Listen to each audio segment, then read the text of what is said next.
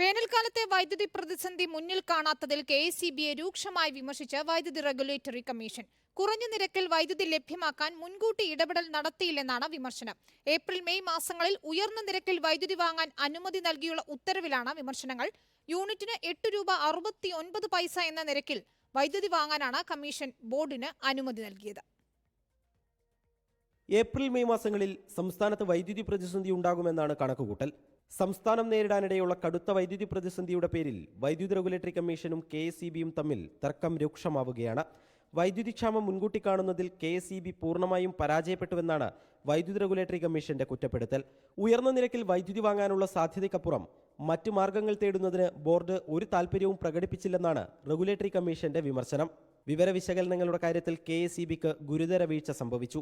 ഇതിന് പരിഹാരമായി ഭാവിയിൽ ഡിജിറ്റൽ സർവകലാശാലയുടെ സഹായം തേടണമെന്നും കമ്മീഷൻ കെഎസ്ഇബിയോട് നിർദ്ദേശിച്ചിട്ടുണ്ട്. ഏപ്രിൽ മെയ് മാസങ്ങളിൽ ഉയർന്ന നിരക്കിൽ വൈദ്യുതി വാങ്ങാൻ അനുമതി നൽകിയുള്ള ഉത്തരവിലാണ് റെഗുലേറ്ററി കമ്മീഷന്റെ പരാമർശങ്ങൾ. വൈദ്യുതി പ്രതിസന്ധി നേരിടാൻ വിശദമായ പദ്ധതി തയ്യാറാക്കി സമർപ്പിക്കണമെന്നും റെഗുലേറ്ററി കമ്മീഷൻ കെഎസ്ഇബിയോട് നിർദ്ദേശിച്ചിട്ടുണ്ട്. 1 മാസത്തിനകം ഇത് റിപ്പോർട്ടായി നൽകണം. അതേസമയം ദീർഘകാല വൈദ്യുതി കരാറുകളിൽ അനിശ്ചിതത്വം സൃഷ്ടിച്ച റെഗുലേറ്ററി കമ്മീഷനാണ് പ്രശ്നങ്ങൾക്ക് തുടക്കമിട്ടത് എന്നാണ് കെഎസ്ഇബിയുടെ വാദം. ദീർഘകാല വൈദ്യുതി കരാർ റദ്ദാക്കിയത് മൂലം 465 മെഗാവാട്ട് വൈദ്യുതി സംസ്ഥാനത്തിന് നഷ്ടമായി. കരാർ പുനഃസ്ഥാപിച്ചെങ്കിലും വൈദ്യുതി ലഭിക്കുന്നില്ലെന്നും കെഎസ്ഇബി ചൂണ്ടിക്കാട്ടുന്നു. യൂണിറ്റിന് 8 രൂപ 69 പൈസ നിരക്കിൽ 2 മാസത്തേക്കാണ് കെഎസ്ഇബി വൈദ്യുതി വാങ്ങുന്നത്. ഏപ്രിലിൽ 200 മെഗാവാട്ടും മെയ്യിൽ 175 മെഗാവാട്ടും വൈദ്യുതിയാണ് വാങ്ങുക.